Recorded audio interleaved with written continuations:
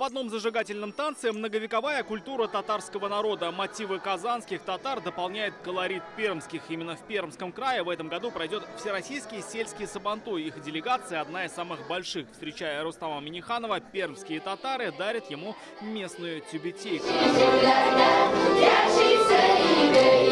На выставке, получившей название «Татар-базар», представлена продукция, производимая по всей России. Вот травяной чай из Башкортостана.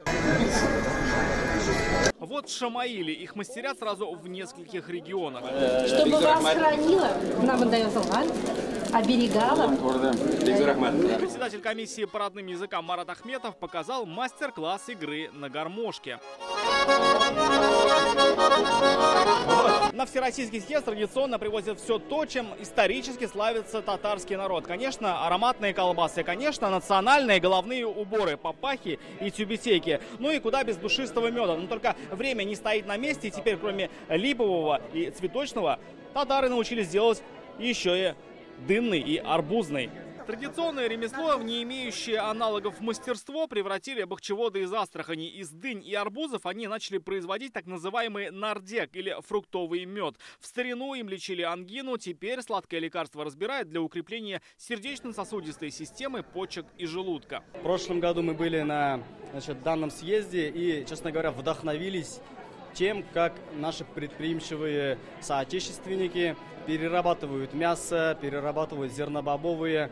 А чем мы хуже, значит, что у нас есть, то и мы начали перерабатывать. На пленарном заседании исхода говорят только на языке тукая, но многое понятно без слов. Так делегат из Астрахани Фаиль Бердиев рассказал о своем сыне Азамате. Одним из первых он ушел на СВО, был ранен и после лечения вновь отправился на спецоперацию. Спас товарищей ценой своей жизни. Звание Героя России получил посмертно. В память о нем сегодня встал весь зал.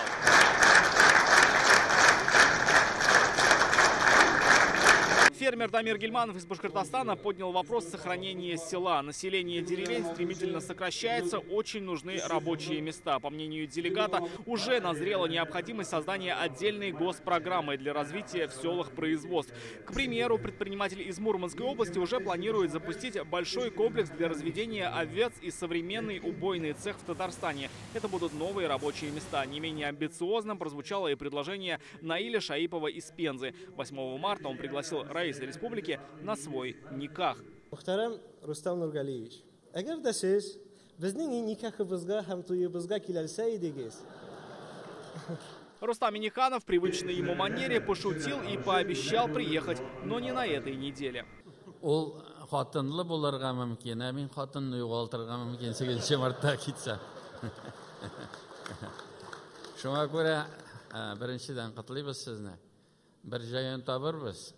Шул сезнең якларда булганда, сезнең гаилә белән танышып, сезне котлап, Ходай кабул итсә, андый мөмкинлек булыр.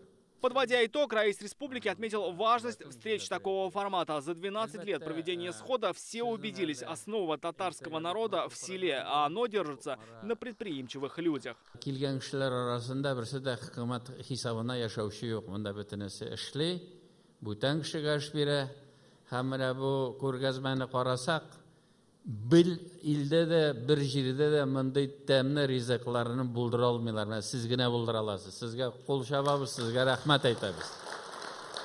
Бу чынлап торып без горурланып, Татарстанда гына түгел, татарлыкны югалтмыйсыз. Әле күп кенә татарлыкка безгә читтә торган татарлардан өйрәнергә кирәк. Рустам Минниханов напомнил о международных мероприятиях, которые в этом году пройдут в Татарстане. На них, отметил раис республики, нужно показать всю силу и мощь народа. Сезне күргәч, сезнең эшләрегезне ишеткәч, өмет тагында көчәя безнең халык бер кайда китми, татар халкы киләчәктә дә калачак, үзен күрсәтәчәк.